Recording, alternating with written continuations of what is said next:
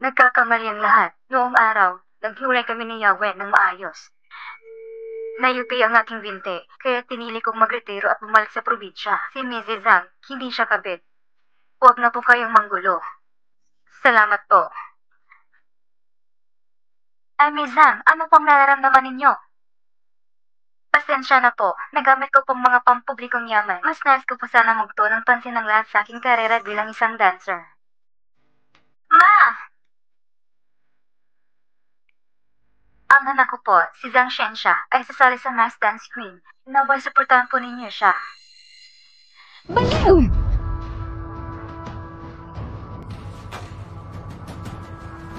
Mama, naway kalimutan mo ng nakaraan. Hayaan na ito. At least po may nakuha kong pera. Nandito naman ako para sa'yo. At magkasama tayo. Pakinggan mo ako. Huwag mo itong gamitin pang tuition para mag-aral ng sayaw. Pera ito na utang ko kay Zhang Ringmei. At ikaw, bukas, dapat bumalik ka sa probinsya. Maganda ka magpakasal. Naghihintay na si Lawo. Ma, hindi ba't ako ang tunay ninyong anak? Hindi ba? Bakit po mas pinapabura niya si Zhang Shengxia kasi sa akin? Ano ba ito? Ma, kung sasabihin mo sa akin na hindi ako yung tunay na anak, mas magiging magaan sa aking kalooban. Kundi, wala kong dahilan para magpaliwanag ang lahat na nangyari ngayon. Nagnagaw ka at ngayon may dahilan ka pa? Sinasabi mo pa bang gusto mong mabilanggo? Kung hindi kita pinaya sa harap ng lahat at sinunod ang gusto nila at pinapagalit sila, sigurado kung nahuli ka na ng pulis. Hindi ako nagnakaw! Mahalaga ba kung nagnakaw ka o hindi? Kung sinabi lang nagnakaw ka talaga. Ang mga salita ng mga mahihirap, wala nang kaibahan sa hangin. Ma, hindi po ganyan. Kahit na tayo ay mahirap, hindi natin dapat maliitin ang ating sarili. Ang Mass Dance Queen, sasali din ako. Dahil sa unang pwesto, may 300,000 premyo at may pagkakataong mag-aral sa ibang bansa para mabagong kapalaran natin. Gagawin ko lahat para sa sarili ko, para mabagong kapalaran natin. Matigas ang ulo mong bata ka. Ang ambisyon mo, parehas kayo ni Zhang Ringmei. Hulmang-hulma talaga. Si Zhang Shengxia ay anak ng isang dancer. Anong meron ka para makipagsabayan? Hindi mo ba nakikita? Tingnan mo ang sarili mo. Mapapahiya ka lang. Pero kanina, umakitin ako sa entablado para sumayaw. Sabi ng mga tao sa ibaba, mas magaling kong sumayaw kaysa sa kanya. Paano mangyayari yun? Paano mo kayang pantayin si Shengxia? Shengxia? Ma, bakit ang hilig mo sa kanya? Gawin mo nang gusto mong gawin. Pero hindi ako magbibigay sa'yo ng kahit isang sentimo. Ma, papatunayan ko sa'yo ang aking sarili.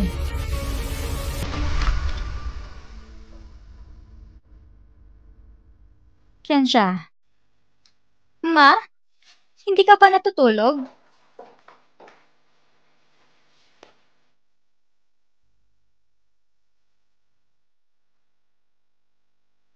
Umupo ka.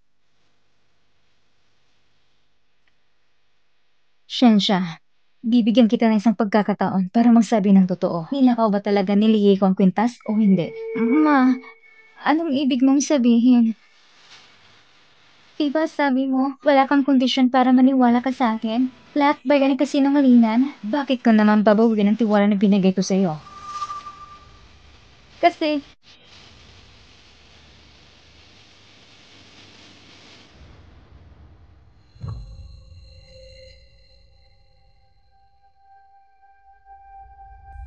Manong!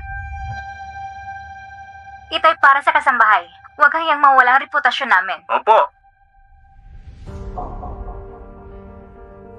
Ma, pero tapos na ang mga nangyari. Hindi ko na sasabihin sa iba at hindi ko mapapaya ang sarili kong anak. Ma, Shensha, may galit ka ba sa kapatid mo? Kaya ka nakipagtalo kay Lieko? Ma, tanga. Anak kita. Alam ko kung ano nasa isip mo. Ma, bakit mo ako inintindi ng ganito? Dahil ikaw ang anak ko. Ma, at magiging mabait na anak ko sa'yo magpakailanman. Pero kailangan mong mangako sa akin ng isang bagay. Ano man ang sabihin mo, sang-ayon ako. Puntahan mo si Lihiko at mag-sorry ka sa kanya. Pupuntahan ko si Lihiko para mag-sorry? Ma, hindi ba't parang pinapabura mo yung Lishuwi na yon? Ang mga hidwa ng mga matatanda ay hindi niyo dapat pagkikialaman. Kasi nga nasaktan mo si Lihiko. Dapat mag-sorry ka sa kanya. Pero, ayoko nga eh. Shensha, unahin mo muna ang pagiging tao at paggawa ng tama. Ang tungkol sa pag-aaral sa ibang bansa, maaaring ipapaliban mo muna. Para sa'yo, mas mahalaga magbago kaysa makapagtapos. Mahalaga ang magtama ng pagkakamali. Sige, pupunta ako. Pupunta ako at magsusorry. Kung natatakot ka, hayaan mo samahan ka ng kuya mo. Hindi na kailangan. Ma, pupunta akong mag-isa.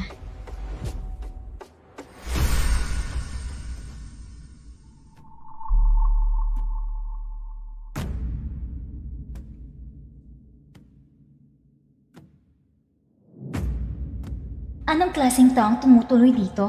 Ang dumi at ang baho pa. Gusto kong masuka.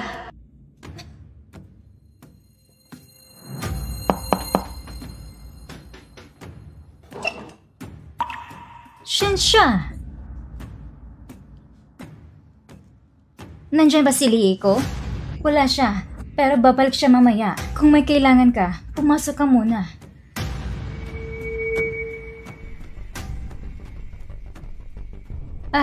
Pasensya na. Medyo mahirap kami dito. Pero kung ikukumpara sa nayon, medyo mas okay pa. Shensha, anong kailangan mo? Huwag mo kong tawagin Shensha. Magkaibigan ba tayo? May mga hangganan din sa pagiging tao. Kung tatawagin kitang Mizang, ayos lang ba?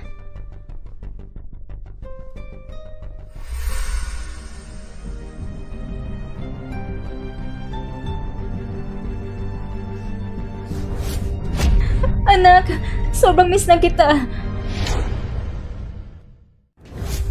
Anak, sobrang miss na kita. 18 taon na. Akala ko hindi na kita makikita. Ngayon, nakikita kitang mabuti ang buhay. Lahat ng ginawa ko para sa'yo. Sulit. Bitawan mo ko. Sabi ko, bitawan mo ko. Masama ka. Tao! Huwag kang aalis. Kung aalis ka, magpapa-DNA test ako. Sabihin ko sa pamilya ang katotohanan at ang buong kwento. Anong nangyayari? Natatakot ka? Lahat ng marangya mong buhay, lahat ng yaman at kasiyahan ay ako nagbigay sa iyo. Hindi mo man aminin, kailangan mong tanggapin.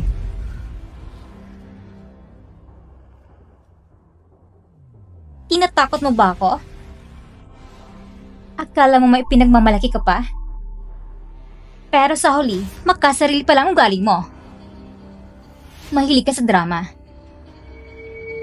Bakit hindi mo tapusin pagtatanghal mong ito? Alam mong hindi ka anak ni Zhang Rinmei? Nagkamali ka ng pagkakakilanlan. Hindi isang anak ka ng mama ko. Pero anak, hindi ako nagkakamali. Ang mama mo noon, para makatikim ka ng buhay na maginhawa, ipinagpalit ka niya sa anak ni Zhang Rinmei. Ngayong ang mama mo may sakit na. Parang mamamatay na siya. Malapit na siyang mamatay? Nasaan siya? Sasamahan kita. Sige, doon.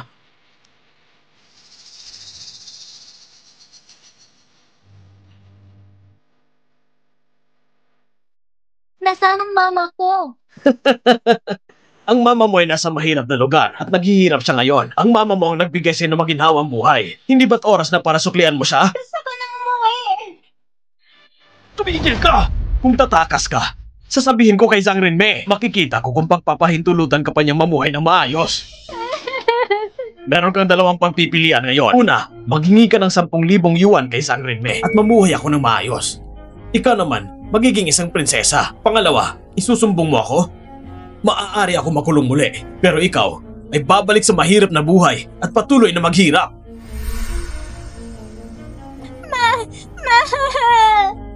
Shensha, sinong kasama mo? Kanino ang cellphone na ito? Kinuha niya ako! Kinuha? Huwag kang mag-alala. Nandito lang ako. Shensha, nasaan ka? Humihingi siya ng 10,000 yuan.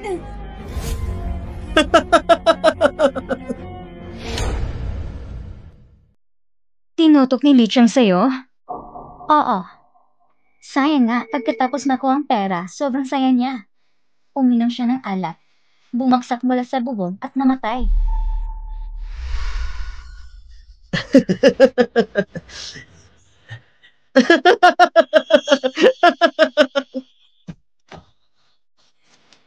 Kailan mo ako papauwiin?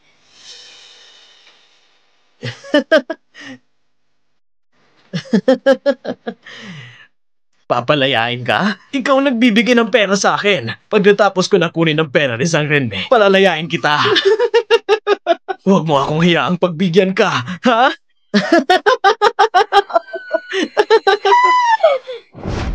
Oh! Oh!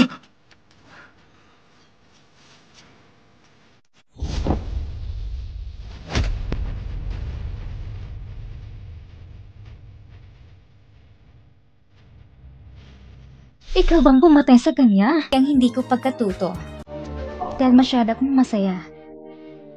Ngunit ang lahat, wala itong kinalaman sa'yo. Kaya nagsiselos ka? Kung ganon, ipahayag mong katotohanan. Mahal kong Mama? Ano? Anong tawag mo sa akin?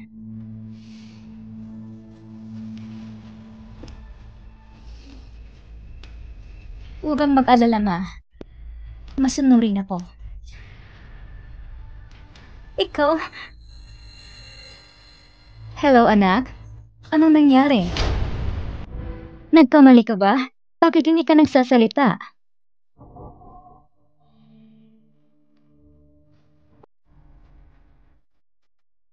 Kung nais mong ibunyag ang katotohanan sa kanila, ang araw ng graduation ay ang pinakamagandang pagkakataon. Pero hindi mo nagawa. Mula noon, alam ko na hindi mo ito sasabihin dahil mahal mo ako. Ikaw ang pinakamamahal ko sa buong mundo. Ma.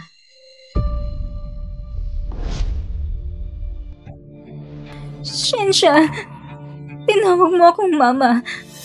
Mahal din kita. Ma, kung may nang-aapay sa akin, anong gagawin mo?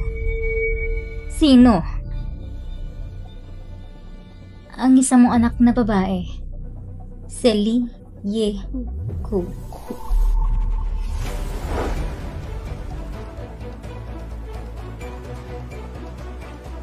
Hoy! Ayusin niyo ang pila sa likod! Hello po. Ye-ku? Anong klaseng magulo ang magbibigay sana ng ganitong pangalan? Huwag mo nalang pansinin yan. Sige na, ay nangangailangan ng bawat mananayan na magsuot ng maskara. Para sa patas na laban, magbigay ka ng nickname mo. Tawagin mo akong Rose. Ang buhay ko, nais ko maging tulad ng isang rosas, maganda at makulay. Okay, sige. Salamat. Siya ang anak ng papa ko, at ni Zhang Renmei, hindi ba? Paano mo nalaman? Noong una, pinaniwala mo si papa na patay ang anak na yon. Pero sinabi ni Li Qiang na nagpalit kayo ng anak ni Zhang Renmei. Base sa panahon, ako ang patay na bata. At si Li Ye-ku, ang anak ni Zhang Renmei.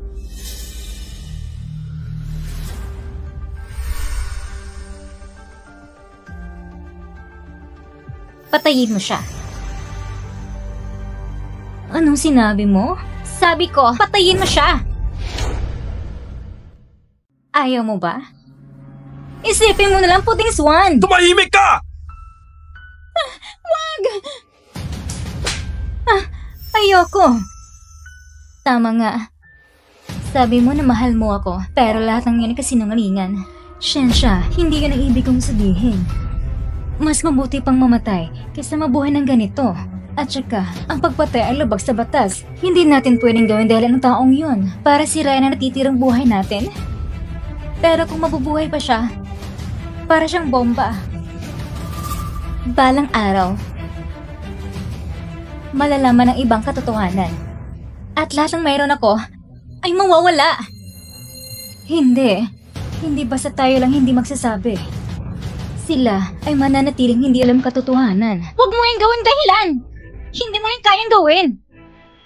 Tama nga. Inalagaan mo siya mula't pagkabata. Kaya hindi mo ako nararamdaman. Sili ko talagang minamahal mo. Para sa'yo, pwede niyang iwanan kanyang dignidad. Pero ako, hindi. Hindi ganon. Si Zamren nga ay may utang sa akin. Kailangang bayaran ni Liiko ang utang na iyon. Shensha, maniwala ka sa akin. Kung gayon, patunayan mo sa akin. Patunayan mong tunay na mahal mo ako. Si Liiko ay minana ang talento ni Zamren May. Pumasok siya sa provincial dance si Keremy. Hinangad ko na pigilan siya. Pero hindi siya nakinig. Sumali pa siya sa mass dance competition. Nais niyang manalo ng premyo para sa matrikula. Anong sabi mo? Pumasok siya sa Provincial Dance Academy? At gusto pa niya sumali sa kompetisyon?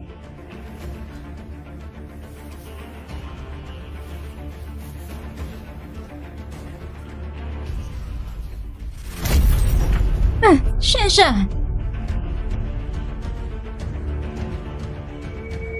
Shensha! Kaya naman iniisip mo na mas magaling siya sa pagsaya kaysa sa akin? Dahil ba siyang anak ni Zhang Ringmei? At ako ang anak mo kaya mas mababa ako kaysa sa kanya? Shensha, kumalma ka lang. Kailangan mo bang panoorin siya na kunin ng lahat sa akin? Gaya ng ginawa ni Zhang Ringmei sa'yo noon? Hindi mangyayari yun. Papalagan ko siya. Hindi siya makakatalo ng kagaya ko. Sinabi mo yon.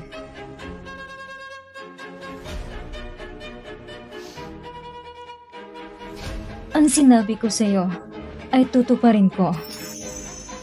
Kahit ang gusto mong mga bituin sa langit, kukunin ko yun para sa'yo.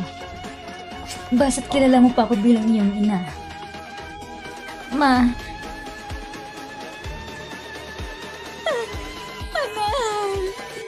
Dati, may kunti akong pagsisisi na iniwan kita para kay Eko. Hinayaan ko nang magkalayo tayo na matagal. Araw-araw akong nabubuhay sa pagkamisay at sasakit. Pero ngayon, nakikita kita na lumaki at naging matagumpay. At ito na pinaka nagpapasaya sa akin. Hangal na babae. Ang mama ko si Zhang Ringmei lang. Ikaw na isang walang anuman, isang probinsyanang babae, anong karapatan mo? Para lang maging kutsilyo ko sa kamay, papalahurin ko si Liiko ng walang habag. Anong ginagawa niyo?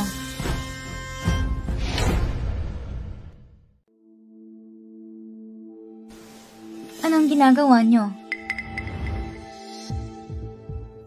Pinapapunta ako ng mama ko para mag-sorry sa'yo. Pero bakit nandyan ka? Akala ko nagtatago ka. Nagpanik lang ako. Ako?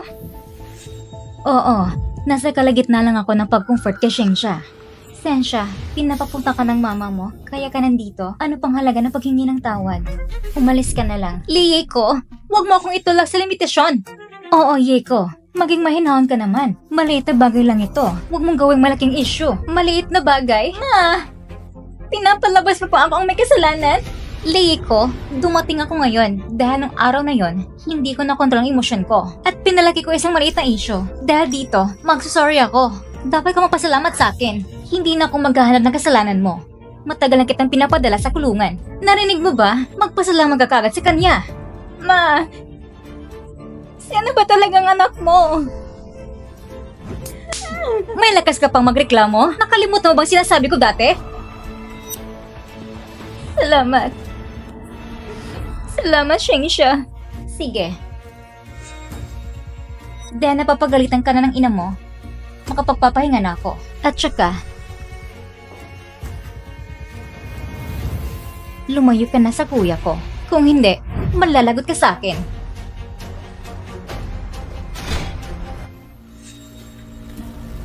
Saan ka ba galing? Saan ka ba galing? Sumagot ka. Wala ka bang bibig?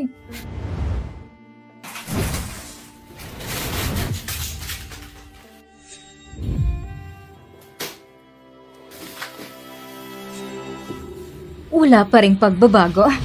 Rose? Ikaw ang pumili niyan? Pangit ang pangalan? Gusto mo bang mapahiya? Ma, simula ngayon, hindi ko na kailangan ng pera mo sa pagsasayaw. Kaya sana, huwag mo na ako insultuhin. Lihiko, laki ka ba sa hangin?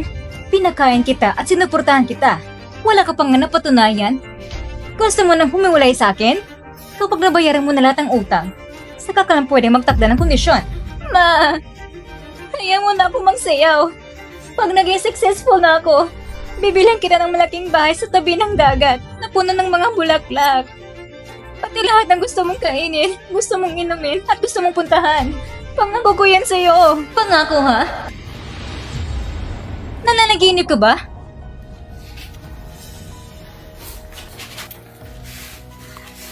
Hindi ko alintana kung ilang beses mo ako sinisira. Magsasagawa pa rin ako ng aplikasyon hanggang sa magkatuno ako sa entablado. Sige na nga, ang batang ito sobrang matigas ang ulo. Kaysa mo aksaya ng laway, mas mabuti pang huwag na lang. Hindi ka lang natuto, bilin ko lang sa'yo. Huwag ka nang magtangkang magsaya sa harapan ko. Ma, pangako mo sa akin. Ma, patawad. Hindi ko alam noon na aawayan ka sa pagsasayaw bilang karagdagan sa pagka-insure sa paa mo at ang pagkawala mo ng mahal sa buhay. Ang totoo, bakit hindi mo agad sinabi sa akin? Ginawa ko ng lahat para sa'yo. Bakit hindi pa rin? Hindi ka pa rin marunong mapatawad. Siya anak ni Zhang Renmei. Ang mga epekto nito ay siyang responsibilidad ni Zhang Renmei. Bitawan mo ako. Ma!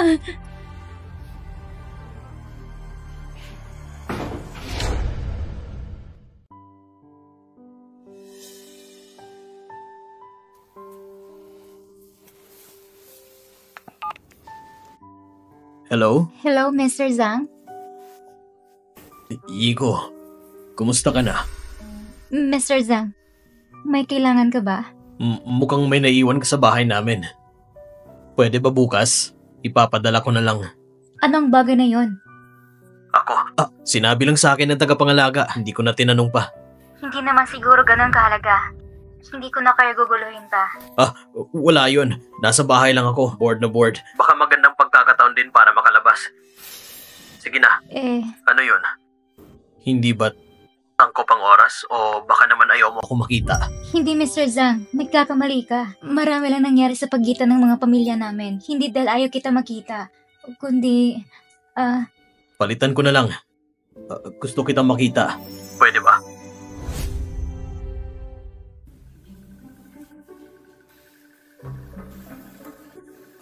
Nasaan ang mama mo? sasali ako sa Mass Dance Queen. Hindi ko pinapayagan ng mama ko. Kaya naiwan siya upang maghanap ng ibang gawain. Maaga siyang umalis. Ang Masked Dance Queen ay magandang oportunidad.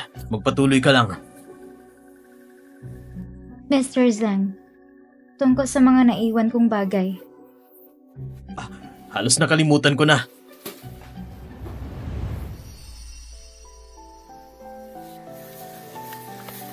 Ang ganda ng packaging.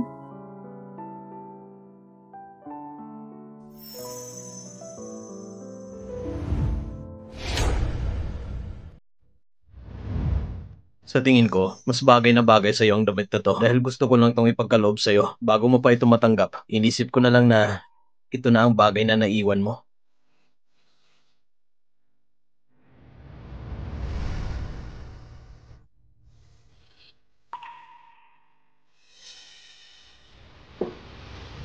Hindi mo ba gusto? Patawad. Baka naging makasarili lang ako. Gusto ko, Mr. Zhang. Gusto ko talaga. Talagang matagal ko nang hinahangaan si Jiang Shengsha. Kasi siya ay nakakapagtanghalan sa iyo ng walang takot. Magaling ka din. Hindi mo kailangan maghangad ng iba. Mr. Zhang, ikaw, pwede bang sumama ka sa akin sa ibang lugar? Sige. Maligayang pagdating sa aking lihim na lugar. Bagamat, mukhang ito medyo masikip. Pero, lahat ng kailangan ko ay nandito.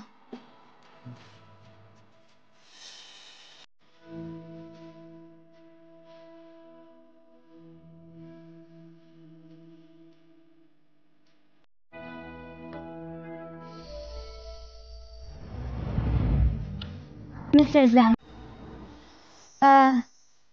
may gusto kong sabihin sa'yo. Pwede bang ikaw na lang ang kuya ko? Kung gusto mo, ngayong araw, pwede mo na akong gawing kuya. Kuya! Sige, Kaya naman, ang susunod na sayaw, iaalay ko ito sa aking pinakamamahal na kuya, si Zhang Haoyang! sige.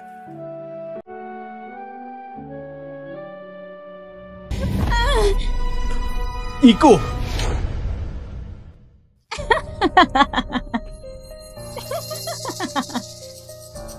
Shensha, sinabi ko sa'yo, nagagawin ko. Tingnan mo na lang siya. Gusto niyang agawin ang lahat mula sa akin, parang ginawa ni Zhang Renmei sa'yo. Ganon din ang gagawin niya sa'yo. Hindi. Hindi mangyayari yun. Pipigilan ko siya. Hindi na siya makakapagsayaw.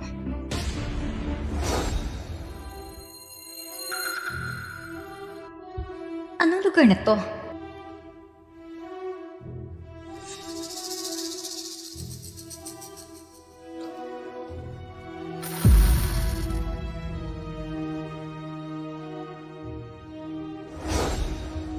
Leiko, tingnan natin kung paano ka pa makakasali sa kompetisyon.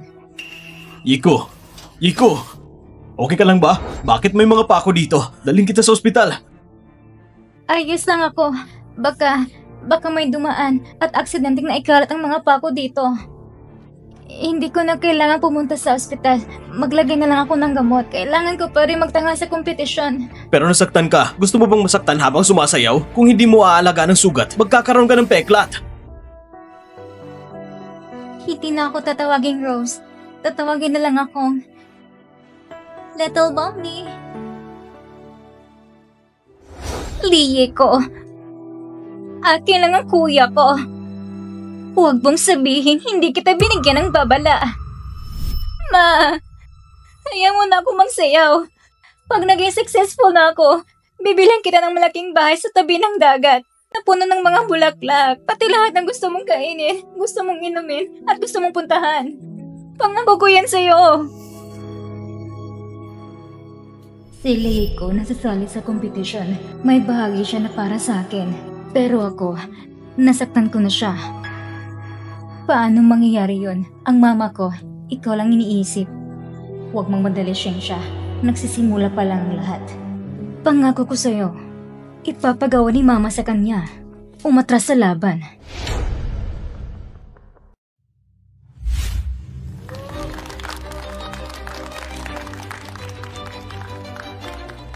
Maligayang pagdating sa mga kalahok na dumating sa mass dance queen. Ang lahat ng kalahok ay magsusuot ng maskara. Nais ko sa inyong lahat ang magtagumpay.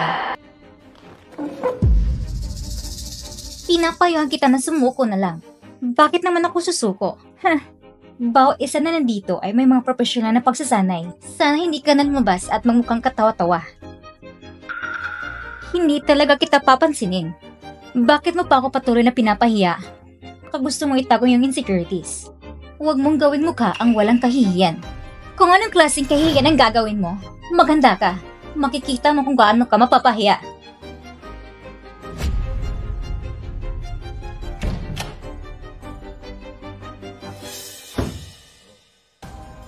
Ngayon, tatawagin na natin ang ika-17 kalahok sa unang round, si Rose. Magdadala siya ng isang sayaw mula sa white-haired girl.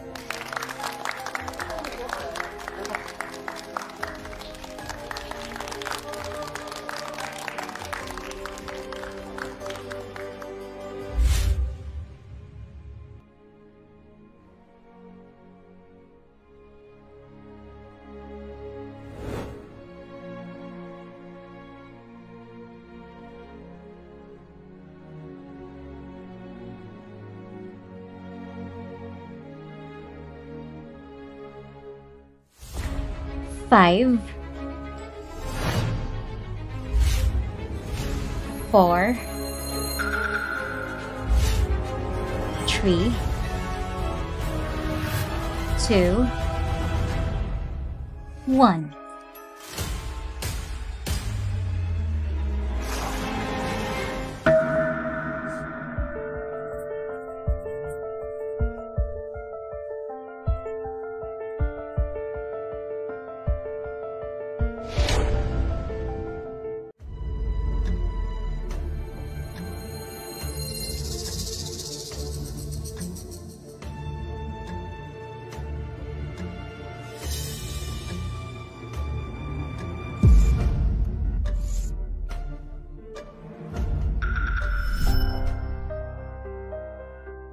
Mura lang siguro ang sinuot niya, kaya nakaganyan. Nakakahiya naman yan. Tama. Tignan nyo, nakatayo na lang siya dyan. Wala na siyang magawa. Ano kaya nangyari sa likod niya? Katapusan mo na.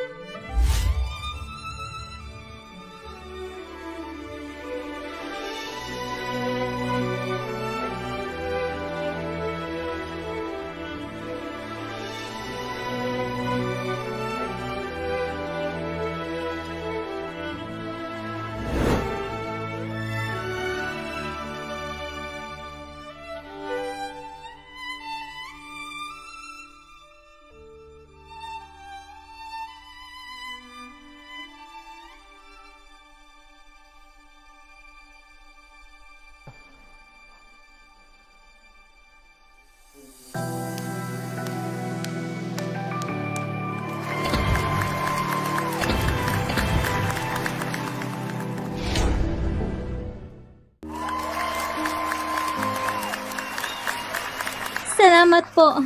Akala ko wala lang pipili sa akin. Bakit sobrang galing mo? Napakaganda ng performance mo. Naipakita mong mabuti ang malupit na kapalaran ni She-Er. Nang punitin ang damit mo, yun ang pinakamahalagang bahagi ng sayo na yon. Kailangan din nating pasalamatan si Ginang Zhang sa kanyang paaalala. Ang iyong pagtatanghal ay nagpapaalala sa akin ay isang kasabihan. Kung magmamahal ka, gawin mo na itong parang hindi ka pa nasaktan kailanman. Kung sasayaw ka, ginawa mo ito na parang walang nanonood sa'yo. Napakaganda ng kinabukasan mo, Iha. Maraming salamat po. Binabati kita, katatapos mo lang magkuha ang 3 boto mula sa mga mentor. Sa mga oras na ito, ang pinakagusto kong pasalamatan ay ang aking ina, si Li Shuwei. Ako ay nagmula sa isang maliit na mahirap na baryo. Mag-isa itinagoy ni Mama ang buhay ko. Dati, ang pagsaya ay isa sa kanyang pangarap na hindi natupad. Ngayon, umaasa akong madala ko ang pangarap niya yon at sabay kami aakyat sa mas malaking entablado. Li Shuwei, magising ka naman. Si Sheng siya ang tunay mong anak. Si Li Yiko, ang anak ng masamang babaeng yun.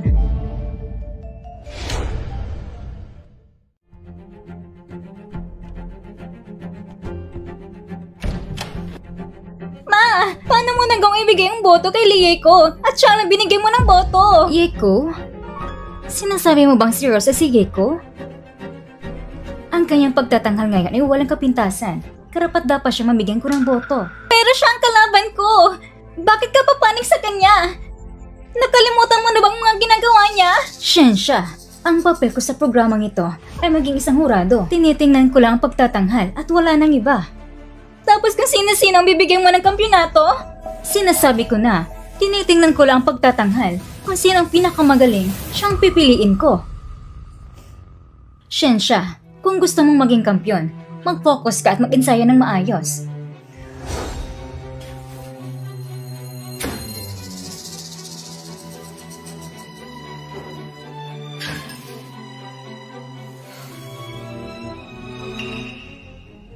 Walang silbing mga tiktik na yon. Ang babaeng yon, malapit na ang paka ng ulo ko. Shensha, huwag kang magalit. Si Mama ay mag-iisip ng paraan.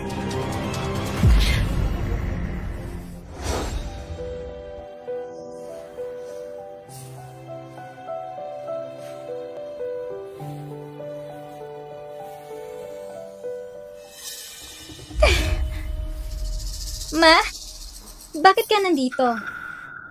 Narinig kong lahat ang sinasabi mo. Dati, masyadong matigas ang ulo ko. Simula ngayon, magsanay ka ng mabuti. Suportado ka ni Mama. Salamat, Mama. Napanood kita sa TV. Napansin ko ng kanang binti mo. Kulang pang lambot at flexibility. Tutulungan kita mag-stretch. Sige po. Dito ka. Sige.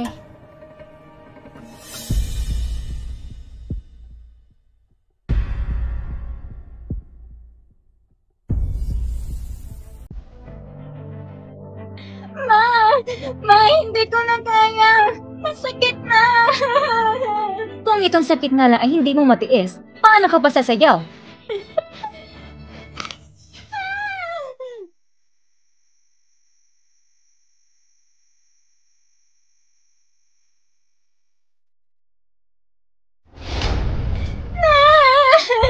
Tumigil ka!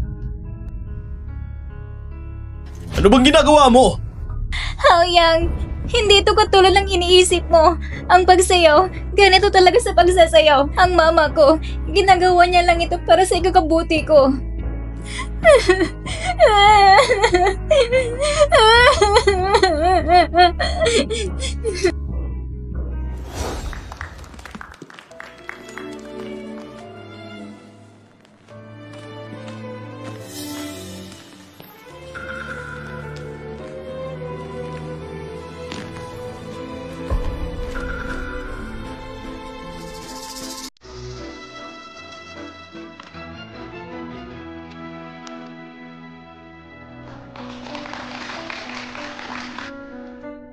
Palakpakan natin si Joya para sa pagkapanalo niya sa unang pwesto sa semifinals. At pansamantalang, nasa ikalawang pwesto ang kalahok na si Rose. At ngayon, magsisimula ng pagpili ng kanta para sa finals. Pakisabay na ipakita ang inyong napiling kanta.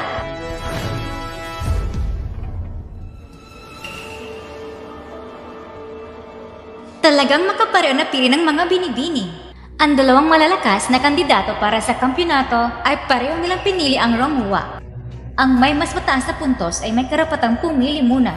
Host, naisong makipagtagisan kay Rose sa parehong kanta, makipaglaban sa kanya sa isang tunay na sagupaan. Ang Ronghua ay ang pinakasikat na kanta ni Zhang Renmei at ngayon siya ang aking ina. Dahil sa gabay ng mama ko, ang kampyonato sigurado nang sa akin. Sa pagkakataong ito, gagawin kong lahat para talunin ka. Haoyang, saan mo ako dadalhin? Huwag ka muna magsalita. Iunat ang iyong paa. Ang paa mo. Dito. Iangat ang pulso. Hinga ng malalim. Ayos. Ang kantang ito ay isang soundtrack mula sa pelikulang Showa. Ito ay kwento na isang mahirap na pamilya at dahil sa kahirapan, wala silang nagawa kundi ibentang kanilang sariling anak na babae. Pagkatapos, sa isang hindi inaasang pangyayari, kinupkup nila isang ulila mula sa mga rebeldeng nagtago sa ilalim ng lupa. Ang pamilya ay muli nagkasama-sama. Panoorin mo ang demo ko. Iangat ang dibdib, baywang at mga kamay. Ayos. Sino yon?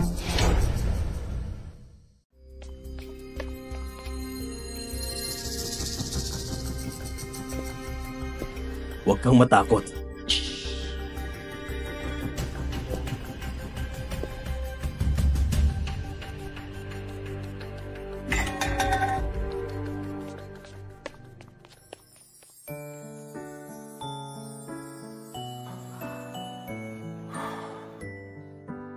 Sa totoo lang, kung parehas kayong tinuruan ni Mama, mas magiging patas ito. Hindi mo na kailangan matakot kay Xiangxia. Mas mabuti ng iwasan ng gulo. At saka nararamdaman ko ng sayaw na ito.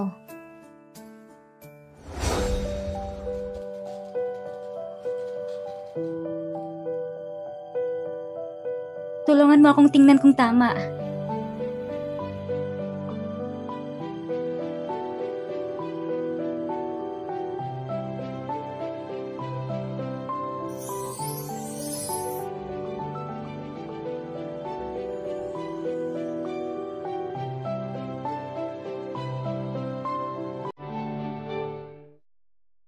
Napakaganda.